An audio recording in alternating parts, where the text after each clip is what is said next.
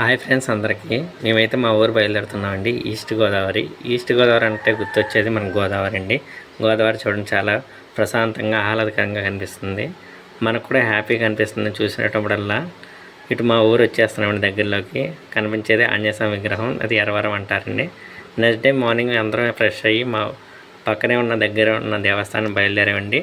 నేను, మా మరదలు, మా వైఫ్, మా బన్నీగాడు అందరం వెళ్తున్నామండి. దారి మధ్యలో ఇలా అటు ఇటుగా ట్రీస్ మధ్యలో రోడ్డు ఉంటే చాలా ప్రశాంతంగా అనిపిస్తుంది. డ్రైవింగ్ చేసినప్పుడు కూడా అసలు మనం డ్రైవ్ చేస్తున్న ఫీల్ కలదండి, చాలా ఫీల్ గుడ్ అనిపిస్తుందండి మనసుకి. చూడండి చెట్లు ఎలా కనిపిస్తున్నాయో మధ్యలో హ్యాపీగా అనిపిస్తుందండి. ఇలా డ్రైవ్ చేసేటప్పుడల్లా ఇలాంటి వాతావరణం వెళ్తుంటే మనకు టైం తెలియదండి ఎంత దూరం డ్రైవ్ చేసినా. ఇక కనిపించేదే తలుపులమ్మ తల్లి లోవ అంటారండి. దేవస్థానం పేరు రీమోడలింగ్ చేస్తున్నారు దేవస్థానాన్ని. చూడండి పైనుంచి వ్యూ చూడొచ్చు మనం. కన్స్ట్రక్షన్ జరుగుతుందండి. చాలా బాగుందండి చూడడానికి కూడా. పైనుంచి చాలా కొండ పైన జరుగుతుందండి ఇది. లోపలికి ఎంటర్ అవుతున్నామండి దర్శించుకోవడానికి దేవస్థానాన్ని. లోపలికి వెళ్తున్నామండి. మేము దర్శించుకొని బయటకు వస్తామండి.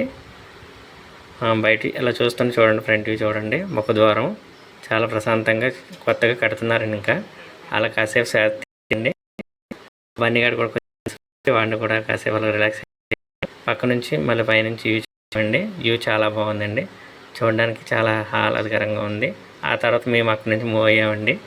అన్నవరం వెళ్తున్నామండి. అన్నవరం ముఖద్వారం దగ్గరికి వెళ్తున్నామండి.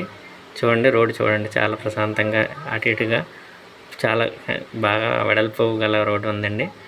వెళ్ళిన తర్వాత గోపురం చూడండి. ఇది ఆలయ ముఖద్వారం అండి. ప్రాంగణం చూడండి చాలా పీస్ఫుల్గా, చాలా వెడల్పుగా. మనకి ఇటు చూసిన చెట్లు మధ్యలో గోపురం ఉందండి. ఆ లోపలికి ఎంటర్ అయ్యామండి. ఆలయ ప్రాంగణం చూడొచ్చండి. ఇప్పుడు లోపలికి వెళ్తున్నామండి మేమైతే. ఒకసారి ఈ గోపురాన్ని మనం ఇటువైపు నుంచి కూడా చూడొచ్చండి. చూడండి చాలా బాగుందండి చూడడానికి. ఈ లోపలికి వెళ్ళామండి.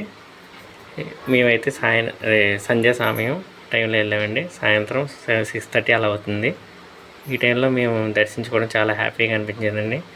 అక్కడే చాలాసేపు ఉండాల్సి వచ్చిందండి. ముఖ్యంగా ఈ అన్నవరం ప్రసాదం అండి ఇక్కడే చాలా ఫేమస్ అండి. దీనికోసం భక్తులు తరలి వస్తారండి. మేము కూడా అందులో నేను ఒకనే. Thank you.